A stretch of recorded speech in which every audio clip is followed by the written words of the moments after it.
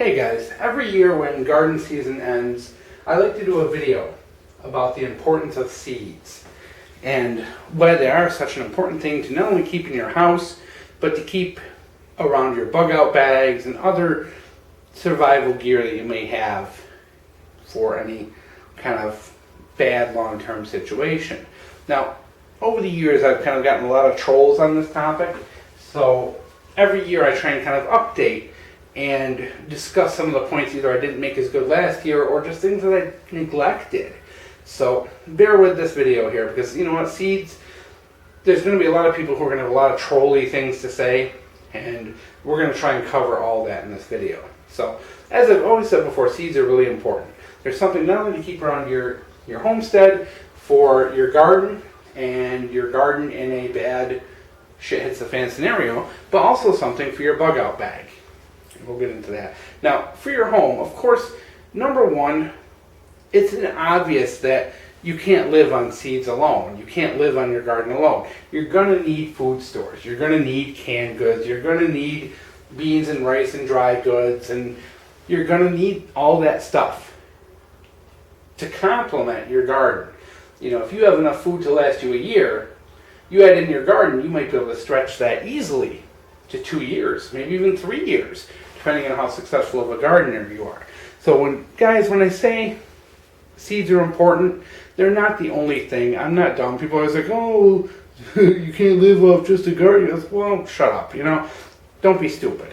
It's part of the overall plan, having this. You look at this little pile right here, guys. This weighs next to nothing, probably in the neighborhood of an ounce or two, and could probably create 1,000 pounds of food very easily. If you had the space, if you had the time to plant it and take care of it, you could probably easily make 1,000 pounds of food. Am I going to eat 1,000 pounds of pumpkin and acorn squash? No. But you know what? I could definitely trade these things to my neighbors who have chickens. I could trade, pumpkins for eggs. I could trade them. There's a dairy farm down the road, possibly for milk. It's about building up and having these things. Now, this right here is about what I would keep from year to year. Probably about this much, maybe a little bit more. It fits into an envelope. Like I said, only weighs an ounce or two. Once it's fully done drying, that's what I'll do. I'll put it in a paper envelope, and I'm going to stuff it into my bug out bag. Why my bug out bag? Because this year, number one, I'll remember where it is. And number two, I know that it's safe. It's not going to get wet. It's not going to get damaged. It's not going to get lost. And in the event that I do have to bug out, I have a food supply with me. Now, everybody's going to say, well, duh, what are you going to bring seeds for? You can't, you'll die before anything grows. True, but in the case of these pumpkin and squash seeds, these seeds are edible. This is a meal in its own. So if I have 3 days worth of, little ambulance there, if I have 3 days worth of emergency food in my bug out bag, and then I have this right here, you're adding an entire extra day of food to your bug out bag by only adding an ounce or two. And plus, these things taste great. When you roast them, they're absolutely delicious. You can add them into your other foods and use them. And plus, guys, when you're doing this kind of thing as well, say you do have to bug out, you end up somewhere, for a week.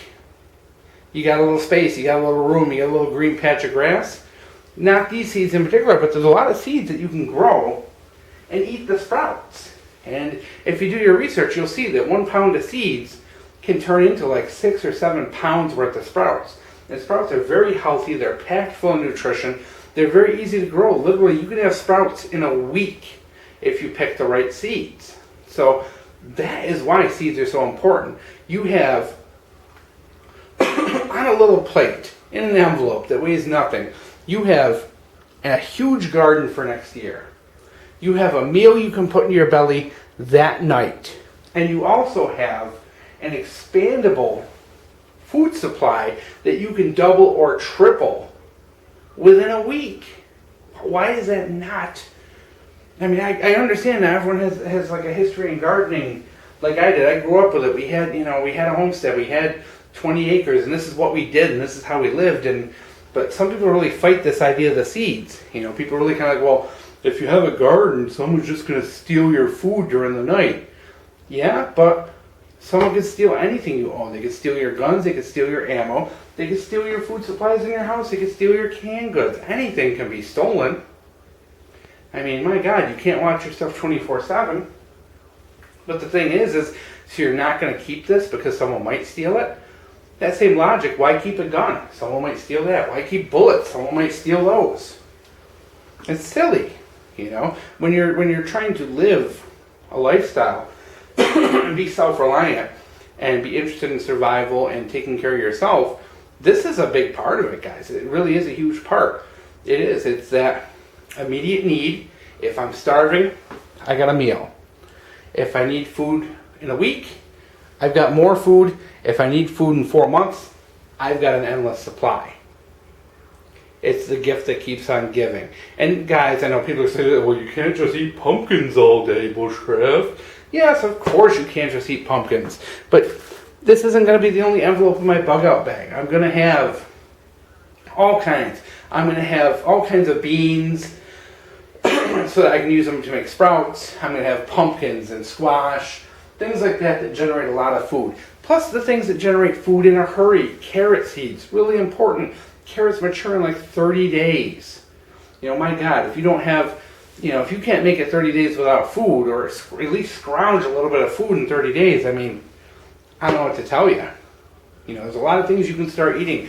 The greens, lettuce, spinach, chard, you can start eating those. Even though they're little babies, baby spinach, all that. You keep enough seeds, you can generate a supply of food from the ground up. From eating the seeds, to eating the sprouts, to eating the full-grown plants and the fruit they bear. I mean, they really are an immediate source of food to a long-term source of food, and they're renewable. Year after year, you can just keep using these and getting the seeds, as long as you buy good heirloom organic seeds. And I do highly recommend as well. Sorry guys, here I'm a little tickle in the throat here, and a little these things you use them year to year. And it's really important as well is to make sure that you're testing your seeds and not just buying them from the package. Typically, nothing goes into my storage until it's second generation. By that I mean, I take the package, I put it on the ground, I grow the food, make sure it's successful, and then harvest the seeds. Because I know, as being someone who has a garden and who's done gardening most of his life, a pack of seeds may not always grow.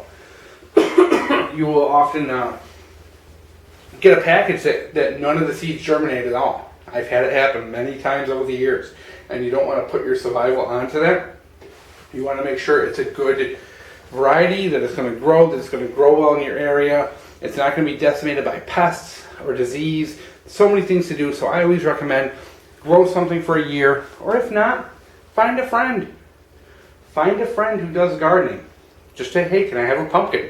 Get their pumpkin, take the seeds, go to a farmer's market, buy organic local food from farmer's markets, and take the seeds from them, because they've been successful.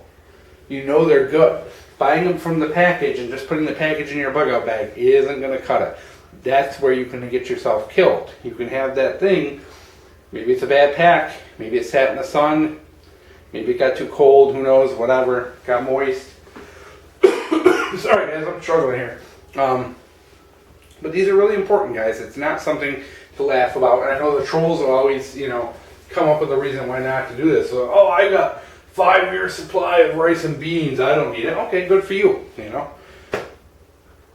What else? What can I say? You got 5 years of rice and beans. What do you do? Let me, make a medal for you or something.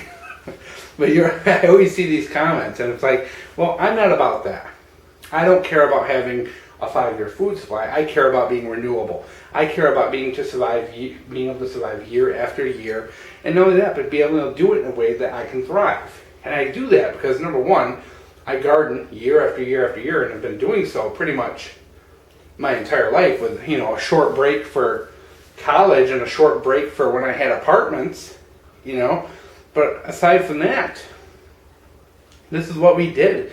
We did the Three Sisters gardens growing up. We did the corn, squash, and beans. We've done that. We've learned it. We've learned what works, what doesn't work. And part of that is knowing what to plant, when to plant, how to plant, all that stuff.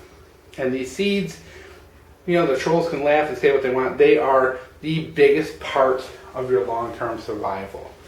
Because they are. They're short-term, they're long-term, and if you're smart, you plan ahead, you do your research. What seeds can you eat? What seeds can you eat as sprouts? What seeds will grow quickly? What food stores long-term? What food will make more and more food? Like, for example, tomatoes. Last year, I had tomatoes on the plate.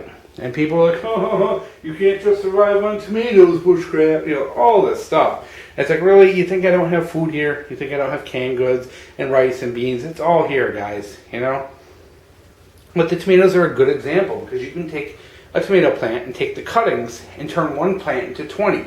You can turn those 20 plants into 100.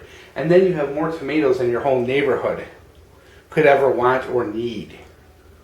It's important when you learn and you know these things, you can plan out a good thing. And literally, you can take a pound of seeds with you in your bug out bag and have an entire community's worth of food in your bug out bag. But in a pinch, you've also got a meal, and in a week, you've got sprouts, and in 30 days, you've got food. So there it is, guys. I've harped enough for 1 year, but there it is, your yearly seed video. I know I do one of these every year, but this year, I think I've kind of picked up a lot of what people said and the criticisms and all that and tried to include it into this. So hope you enjoyed.